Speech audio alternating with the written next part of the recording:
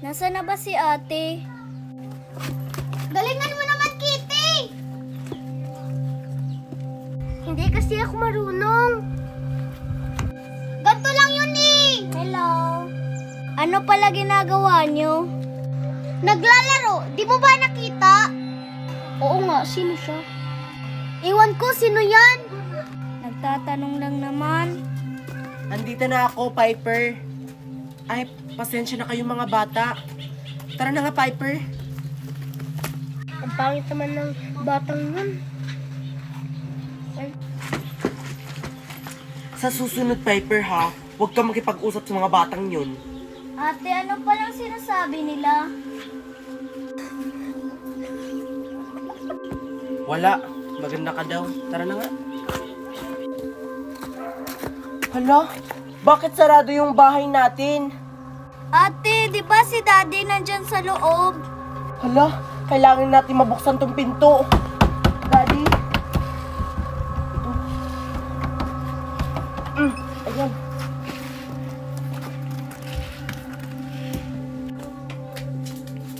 Daddy? Ate, si Daddy!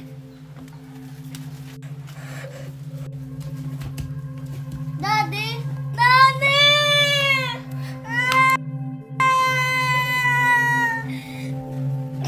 Ngayong wala na kayong ama, may mag-aampun na sa inyo. Miss Wendy, kasama po ba ako sa kapatid ko? Oo, pag nasa tamang edad ka na, pwede na kayong umalis doon. Ganun po ba, Miss Wendy? Salamat po. Ate, wag mo akong pababayaan ha. Huwag kang mag-alala, hindi kita papabayaan kahit hindi kita tunay na kapatid hanggat sa maging 18 years old ako. Bukas na bukas, pwede na kayong pumunta kay Miss Carla. Sige po.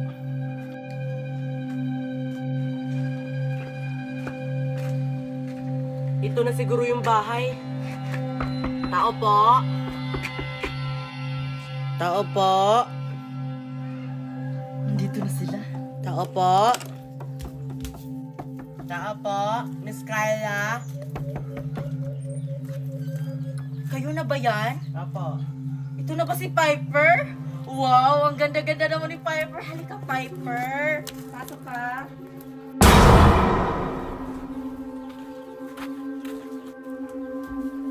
Ikaw na ba si Piper? Ang ganda-ganda naman ng batang to. Kamukha mo yung anak kong si Cathy. Kayo na po ba yung mag-aampun sa amin? Ay, oo. Sino siya? Siya po yung stepsister ko. Ganun ba?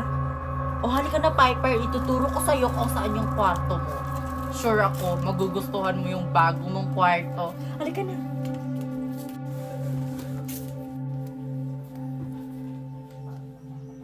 Sino yun?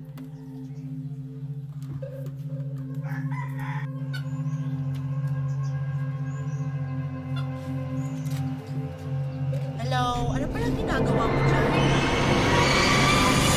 Olivia! Tara na nga! Sino yun?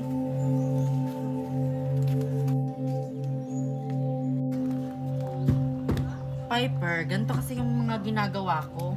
Kagaya ng ginawa ko dun sa anak kong si Cathy dati. Para malaman natin kung gaano ka nakataas.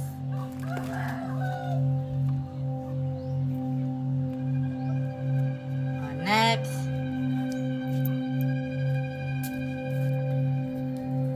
Ang tangkad mo pala, Janice. Ayan. Nag-aaral ka pa, Janice? Opo. Mag-aral ka na mabuti, ha? O, Olivia, ikaw naman. Dalian mo dyan, Olivia, ikaw na. Tangkad na pala ng alaga ko. Yan. O, Piper at saka Janice. Ito pala yung alaga ko, si Olivia. Nakakatakot naman yung alaga ni Miss Carla. Ate, paliwanag mo nga sa akin kung anong itsura ni Olivia. Maganda naman si Olivia. Tas kulot yung buhok. Kaso lang ang creepy niya kasi hindi siya nagsasalita. Ganun po ba, ate? Hello, Hello, Olivia. O ngayon, kilala nyo na si Olivia. Mabait na bata. Kapag gusto nyo makikipaglaro sa kanya, huwag kayong mahiyang lumapit sa kanya. Tara na nga, Olivia, kasi kakapit ka pa.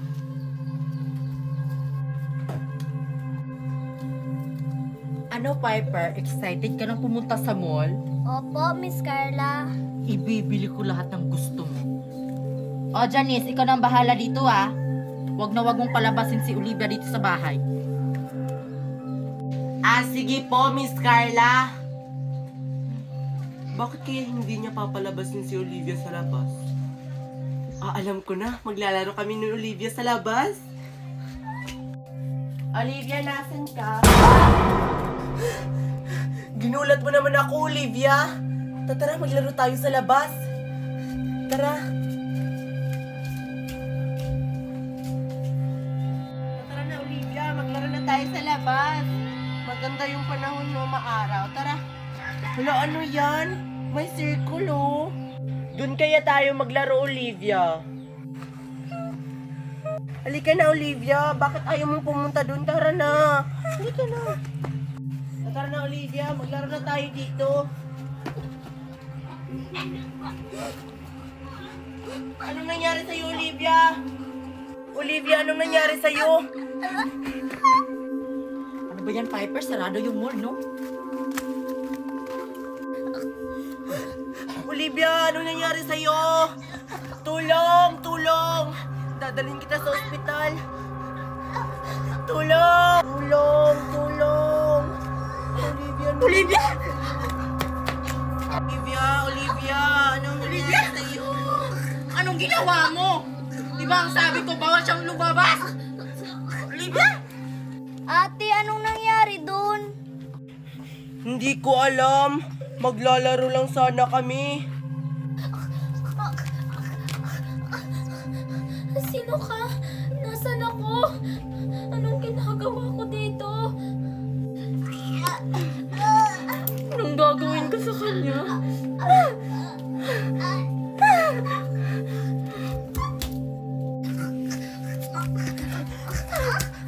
Olivia!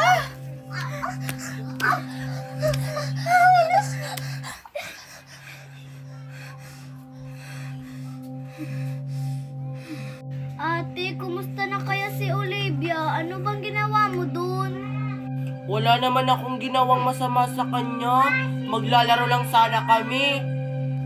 Janice, di ba sabi ko sa'yo, huwag na huwag mong papalabasin ng bahay yung anak ko? Ano po bang nangyari sa kanya? Bakit po siya nagkakaganon? Wala ka nang pakialam doon. Ulitin mo pa yun, Janice. Malalagot ka sa akin. Kasalanan mo pala, ate eh.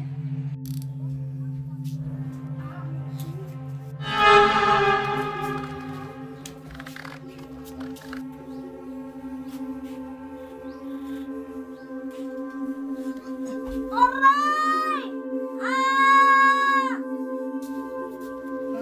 Good morning. Ano kaya nangyari kagabi? Bakit parang may sumisigaw?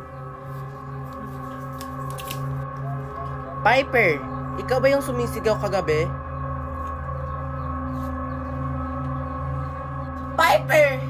Ano nangyari sa'yo? Sinong gumawa sa'yo niyan? Di ko po alam, ate. May sumuntok po sa akin kagabi. Kilala mo ba, Piper, kung sino ang gumawa niyan sa'yo? Sinong gumawa niyan sa'yo? Hindi ko po alam. Baka ikaw yung gumawa nito sa kapatid mo, Janice? Hindi ako! Hindi ako yung gumawa niyan sa kapatid ko. Natulog lang naman ako kagabi. Sinungaling ka! Simula nang nandito kayo sa bahay ko, malaki na ang galat mo dito sa kapatid mo. Hindi totoo yan! Ate, wag mong sasaktan si Miss Carla. Tara na, Piper. Umalis na tayo dito. Ate, ayoko. Halika na, Piper. Tara na, Piper. Umalis na tayo dito. Ayokong sumama sa iyo, ate. Huwag mo siyang itakas dito! Bahala ka sa buhay mo! Bakit ka nandito, Janice? Alam ko na kung anong meron sa bahay ni Miss Carla. Anong ibig mong sabihin? May nadiskubre ako. Walang anak si Miss Carla. Yung batang nasa bahay niya, parang Yun yung batang nawawala 5 years ago. Totoo ba yan? Bakit hindi niya sinasabi sa akin? Kaya halina po kayo. Nasa panganib po yung buhay ng kapatid ko. Huwag kang mag-alala, anak. Malapit ka ng babalik. Kunting tiis na lang. Ate, nasan ka na? Olivia? Olivia, nasan ka? Olivia?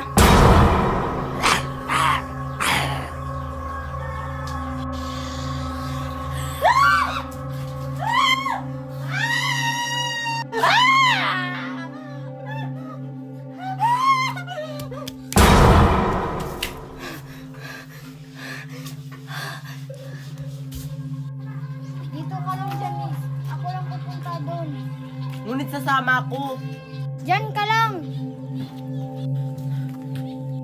Miss Carla! Miss Carla! Miss Carla! Miss Carla! Si Miss Wendy ba yun? Miss Carla! Naku, ano kayang sadya niya? Tao po! Kayo pala yan, Miss Wendy. Ano po yung sadya natin? Maari ba akong pumasok? Sige po.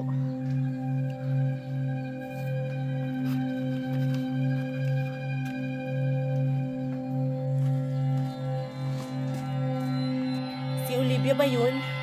Saan siya pupunta?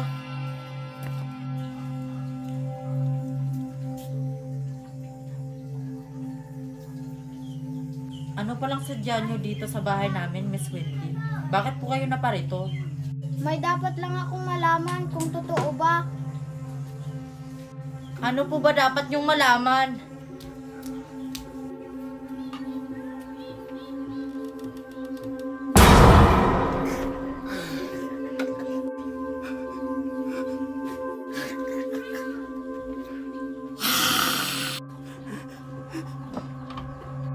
Sige, aalis na ako.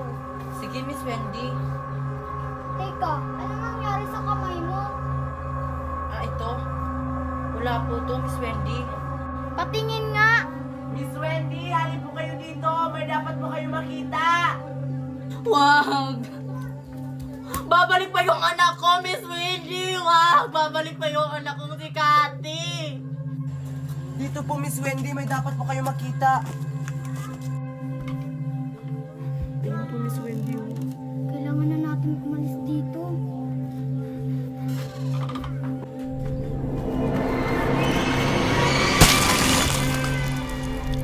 Akala nyo makakatakas kayo?